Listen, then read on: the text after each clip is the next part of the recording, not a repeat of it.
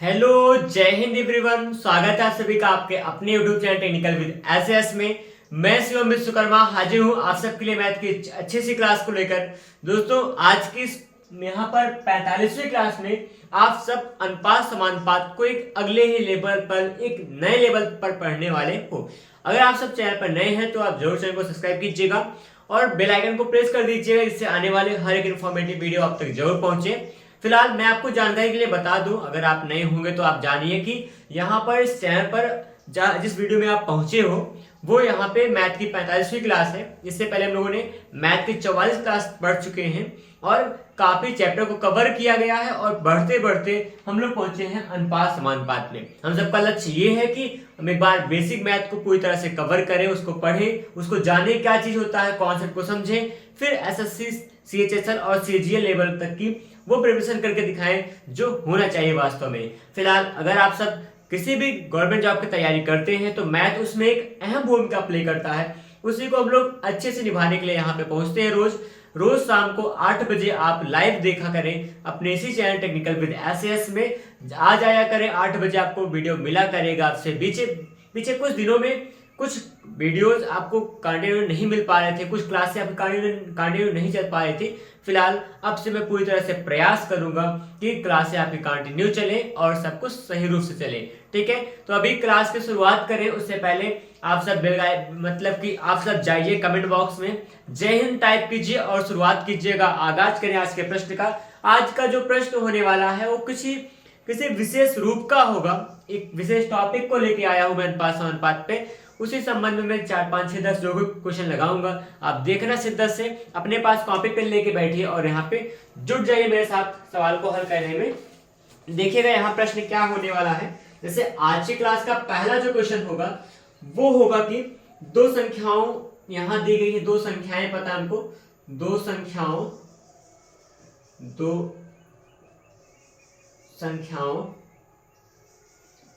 9 और 15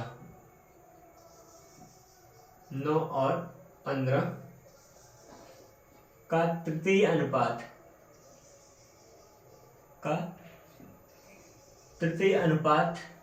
ज्ञात करना। ठीक है, तृतीय अनुपात ज्ञात करें, ये है प्रश्न आपके लिए। ठीक है, 9 और 15 का तृतीय अनुपात ज्ञात करना है, ये क्वेश्चन है। इसके लिए अगर आपको बताऊं तो ये जो प्रश्न है ये एसएससी के सीएचएसएल के 2017 के सेट में आया हुआ था। ये एसएससी का प्रश्न है और सीएचएसएल में पूछा गया था।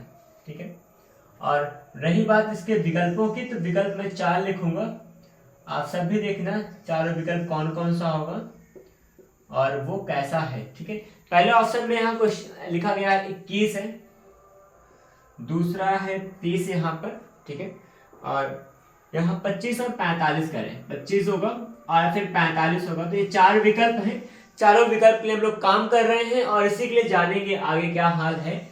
दो संख्याओं यहाँ पर 9 और 15 का तृतीय अनुपात ज्ञात करना है। तृतीय अनुपात क्या चीज होता है वो आप समझिएगा। तृतीय अनुपात किसे कहते हैं, यहाँ पे प्रथम अनुपात, द्वितीय अनुपात, तृतीय अनुपात और मध्यानुपात किसे कहा करते हैं, वो चीज आपको सीखना पड़ेगा। ठीक है, तो इसके लिए आप कंसंट्रेट रहिए, देखिएगा आपके लिए मैं सब कुछ बता रहा हूं।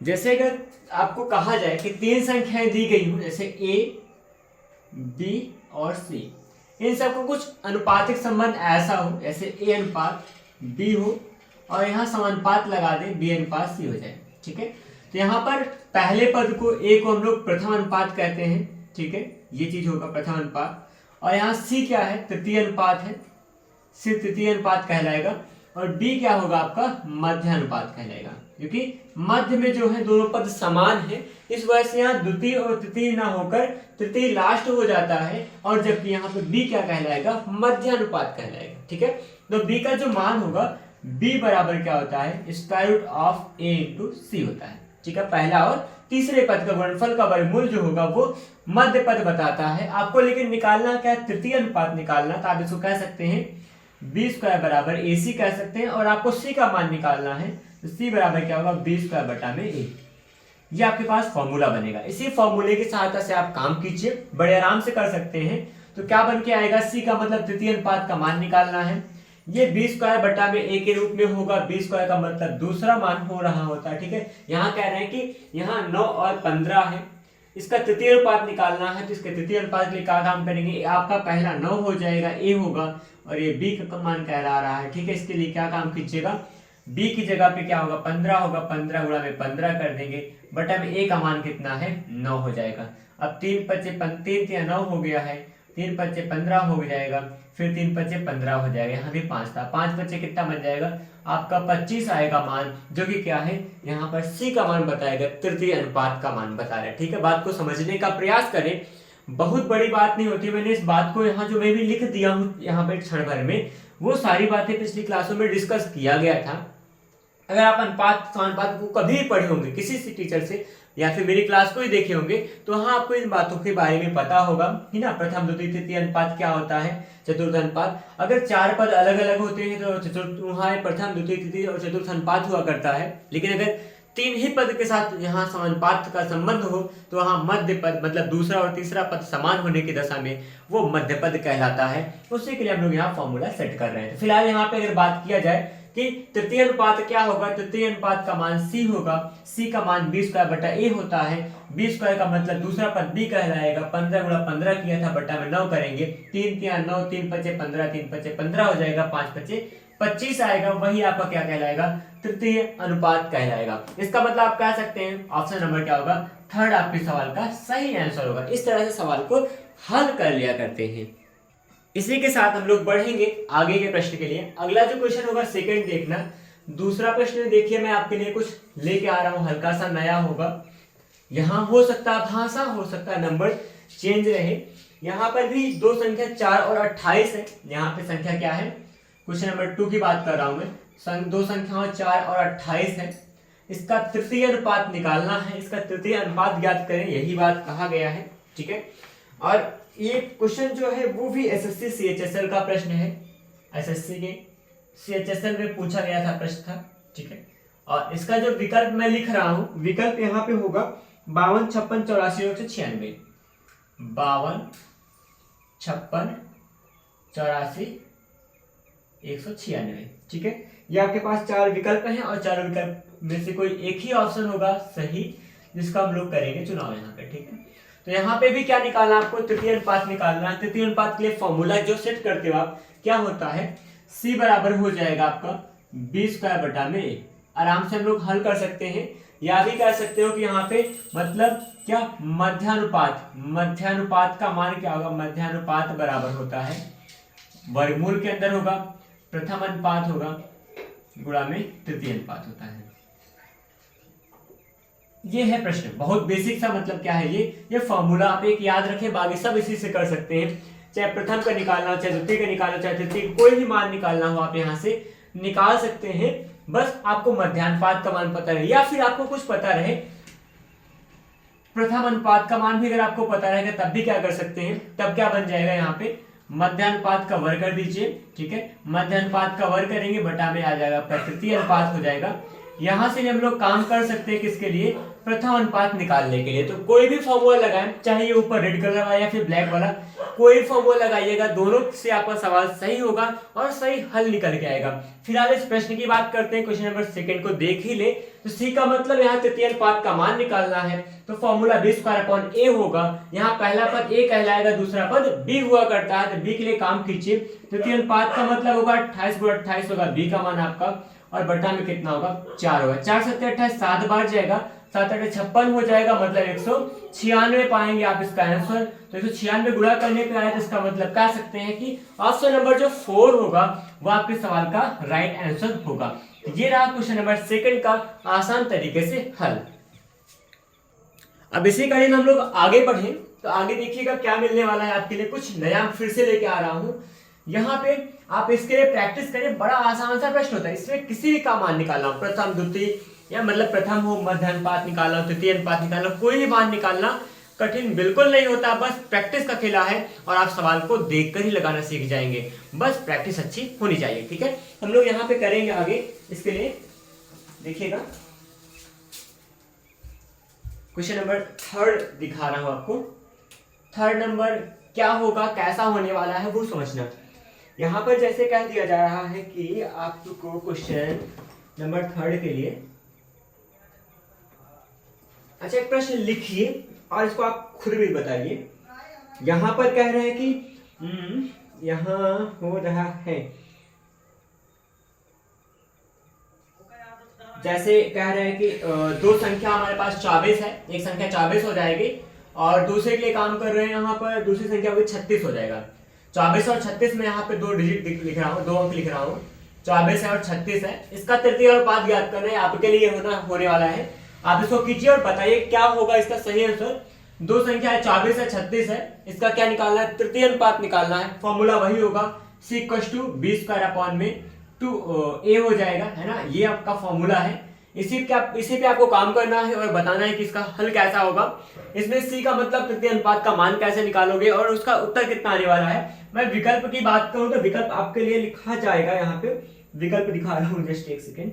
यहाँ 48 हो जाएगा और यहाँ पे सेकेंड ऑप्शन होगा जो 54 एंड नेक्स्ट 72 एंड लास्ट 108 होगा, ठीक है। तो यहाँ पे आपके पास ये 3 विकल्प हैं, तीनों विकल्प में से कोई एक होने वाला, 4 विकल्प है, 4 में से कोई एक होने वाला सही। आप इसको जल्दी से बताइए और कमेंट बॉक्स को उत्तर से भर दीजिए, आप अपने आंसर से भर दीजिए कमेंट बॉक्स को। जितने लोग देख रहे हैं यहाँ पे क्लास को, जितने भी लोग यहाँ पे देखने वाले हैं कभी भी, वो इसका आंसर दिए बिना नहीं जाएंगे आगे। अगर आप सच में पढ़ाई कर रहे हैं तो आप इसका आंसर दीजिए और बताइए कि हाँ इसमें तृतीय अनुपात मतलब सी का मान क्या होगा और आप क्या निकालने वाले हो। आपके पास फिलहाल यहाँ 4 विकल्प है, 4 में से कोई एक विकल्प ही आपका सही होने वाला है, ठीक है। तो करके दिखाइए यहाँ पे जल्दी से इसको।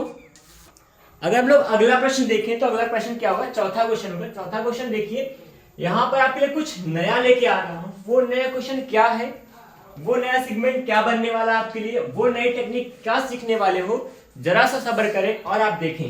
क्वेश्चन नंबर 4 में मैं लिख रहा हूं यहाँ पर कि दो संख्याएं हैं और ये दो संख्याओं के बारे में कह रहे हैं कि ये 5:7 के अनुपात है, 5 और 7 के अनुपात में है, ठीक है, के अनुपात में है। तो उसके बाद कह रहे हैं कि यहाँ पे यदि पहली संख्या 20 है, यदि पहली संख्या 20 है, पहली संख्या 20 है ना, फिर क्या होने वाला है, यदि पहली संख्या 20 है तो दूसरी संख्या निकालना हमको, तो दूसरी संख्या ज्ञात करना है, ठीक है। यहाँ पे ये प्रश्न है और इसके बारे में हम लोग कहें तो यहाँ पे मैं आपको दिखा रहा हूँ। ये क्वेश्चन भले ही छोटा लग रहा है लेकिन एसएससी के सीजीएल में आया है, ये एसएससी के सीजीएल में आया हुआ प्रश्न है और वो भी 2020 के सेट में आया था, ठीक है। तो इसलिए ऐसा ना लेंगे सवाल हल्के में है, सीजीएल का क्वेश्चन है, टीयर फर्स्ट का है, ये भी बात बता रहा हूँ। और विकल्प इसके लिए जो सही होने वाला होगा वो आप 18 को होगे और कुछ बच्चों के मन में आ चुका होगा इसका आंसर, क्योंकि सवाल सच में इजी है। बस हाँ जैसे नहीं पता उसके लिए टेक्निक मैं सिखा रहा हूँ, बाकी आपके लिए फॉर्मूला भी काम का होता है, फॉर्मूला इसीलिए आप काम कर सकते हैं।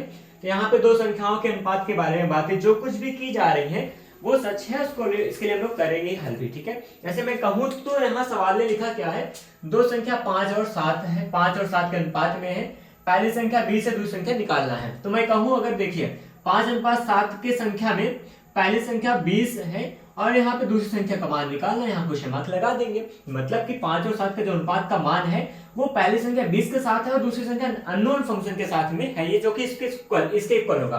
तो अगर 5 का 4 गुना 20 है तो 7 का 4 गुना कितना हो जाएगा, 28 होगा। वैसे ही आप काम कर सकते हो, बिना सवाल को लगाए ऐसे ही आराम से हल हो सकता है। फिलहाल अगर ना समझ में आए तो आप करेंगे 5/7 होगा बराबर 20 क्या क्वेश्चन मार्क हो जाएगा। ये भी करना फालतू का ही काम होगा, फिलहाल कर ले, फालतू का काम ही तो करेंगे।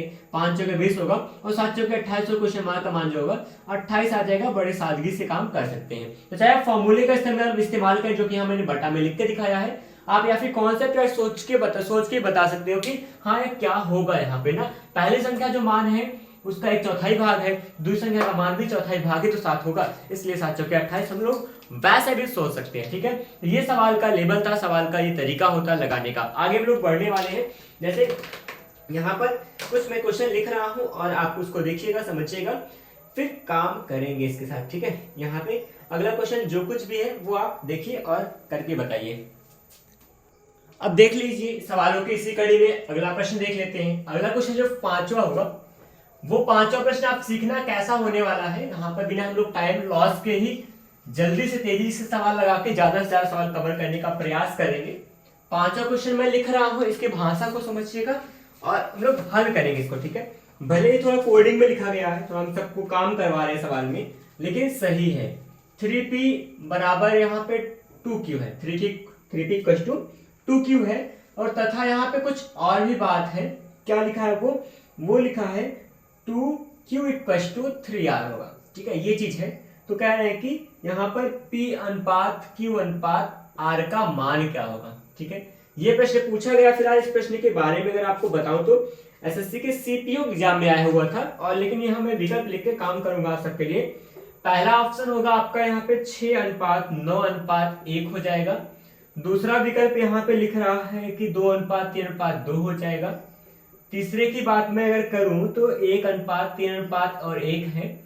चौथे की बात हो जाए तो 2, 4, 6, और यहाँ पे हो जाएगा जस्ट सम मूवमेंट 1:3:1 हो जाएगा, और यहाँ पर हो जाएगा आपके लिए 4:6:1, ठीक है। तो यहाँ पे 4 विकल्प मिल चुका है, चारों विकल्प में से कोई एक होगा सही, और उस सही उत्तर का हम लोग करेंगे चुनाव। तो चलिए हल करते हैं सवाल को। सवाल का जो भी हल होगा वो समझना प्रयास करना। बड़ा आसान सा प्रश्न है, चूंकि लिखा गया 3p इक्वल टू 2q है, इसको हम लोग बना कह सकते हैं। देखो p बटा q कर सकते हैं, p बटा q का जो मान होगा वो 2/3 आ जाएगा। मैंने भिन्न को हल कर रहा हूं, मैंने कुछ नहीं हुआ, केवल भिन्न को हल किया गया है, बस यहाँ पे पक्षांतर किया है, ठीक है। और या फिर तिरक गुणा किया कह सकते हैं, या फिर क्रॉस मल्टीप्लाई, जो कुछ भी समझिए ऐसा हुआ है। और बटा का मतलब अनुपात होता है, p अनुपात q का जो मान होगा वो 2:3 आ जाएगा, ठीक है। पहली बात हमको मिल चुकी है। दूसरी 2q इक्वल टू 3r है यहाँ पर ना, इसको हम लोग करेंगे q upon r equal to 3/2 हो जाएगा। Means that q ratio r equal to 3:2 इतना हो चुका है। अगर आपको 2 अनुपात पता हो, उसको हम लोग एक ही अनुपात में व्यक्त करें। अगर ए बी और ए बी का, बी और सी का आपस में अनुपात पता हो और ए बी सी का निकालना हो, तो वहां पे क्या प्रक्रिया अपनाते हैं आप समझिएगा। जैसे यहाँ p अनुपात q अनुपात r निकालने के लिए क्या करेंगे हम लोग, देखिए p q का क्या है 2:3 है, ठीक है, 2:3 है, और यहाँ पे क्यू आर क्या है 3:2 है। मैंने इसको पहले क्लास में भी सिखाया है, कई ट्रिक बताया, 2 विधियां बताया था आपको सवाल को हल करने का। वैसे इस विधि को सीख लीजिए। इसका जो वास्तविक अनुपात क्या होगा यहाँ पर देखना। जैसे यहाँ पे जब इस अगर यहाँ पे मध्य वाला पद कॉमन हो, तो सेम टू सेम ऐसे उतार लेते हैं बिना किसी चिंता के। आप आराम से काम कर लीजिए, नहीं तो आप देखिए इसकी प्रक्रिया क्या होती है। 2 का 3 से गुणा करेंगे, इसका इससे गुणा होगा 2 3 6, और फिर इसका इससे गुणा होता है 3 3 9 हो जाएगा, और फिर यहाँ पे इस पद का पीछे गुणा करेंगे, ठीक है। यहाँ पे 3 और 6 हो जाएगा, तो 6:9 और 6 आपका यही क्या होगा उत्तर आएगा आपके सवाल का। लेकिन एक बात ध्यान रहे कि अगर तीनों के तीनों पद किसी समान संख्या से कट रहे हैं उसको काट दिया करें। जैसे 3 से कट जाएगा 3 और 6, 3 3 9, 3 और 6, इस प्रकार से 2:3:2 बनाएंगे हम लोग। इसका सही उत्तर और रियल में यही लिखा जाएगा, ठीक है। तो यहाँ पे 2:3:2 आएगा, जो कि आपका ऑप्शन नंबर सेकंड होने वाला है। यहाँ पे देखिए मैं 2 बात कर रहा हूँ। पहली बात तो यह है कि इस भिन्न को, इस यहाँ पे समीकरण को यहाँ पे भिन्न के रूप में बदला गया, फिर से अनुपात निकला। इसी प्रकार यहाँ भी काम किया गया है। अब 2 अनुपात पता होते हैं, इसको हम लोग 1 अनुपात मिश्र अनुपात में निकालते हैं। तो इसके लिए क्या प्रक्रिया होती है, इसके लिए आपको पिछला क्लास देखना पड़ेगा, नहीं तो आप यहाँ पे समझने का प्रयास करिए। टी क्यू का मान 2:3 था, क्यू आर का 3:2 था। जब यहाँ क्यू का मान कॉमन हो जाया करे तो आप यहाँ पे वही एक मतलब जो भी मान दिया हो बिना गुणा किए ही लगातार वैसे 2 3 और 2 लिख देंगे, वही आपका मान होगा। नहीं तो आपको गुणा करना ही हो तो हम लोग इस अंतिम पद से इससे गुणा करेंगे, इसका ऊपर गुणा होता है, फिर इसका इससे गुणा करके यहाँ बनाएंगे, और गुणा करने के बाद जो यहाँ पे मान आता है उसमें एक काम किया जाता है। अगर सब में सब संख्या किसी एक ही संख्या से कट रही हो तो काट देते हैं, सरल कर देते हैं, वो चीज होगा। अब यहाँ पे ये नहीं कहना कि 2 और 2 काट के 1 कर सकते हैं, 1:3:1 आ जाएगा, ऐसा नहीं करेंगे, क्योंकि कटे तो सब कटे, नहीं तो कोई नहीं कटे। यहाँ 3 तो नहीं कट रहा है, इसलिए हम उसको नहीं करेंगे। तो फिलहाल यहाँ पे अनुपात को ये भी लगाया करते हैं। अगर आपके लिए बात करूँ तो यहाँ पे जो भी अनुपात की प्रक्रिया होती है उसमें एक हल्का सा सहज भाव से कुछ कॉन्सेप्ट को सीखना होता है। जैसे पिछली क्लासों में आपको मैं शुरुआत में बेसिक आपको सिखाया हूँ, बस यहाँ पे सवाल लग रही है पिछले साल आए हुए, हम लोग यहाँ प्रीवियस ईयर के क्वेश्चन सॉल्व कर रहे हैं। इस क्लास में फिलहाल इतना ही, मिलते हैं फिर से नए क्लास में नए क्वेश्चन के साथ में, कुछ नया लेकर आपके लिए फिर से हाजिर होगा। तब तक के लिए पढ़ाई करते रहिए। धन्यवाद, जय हिंद।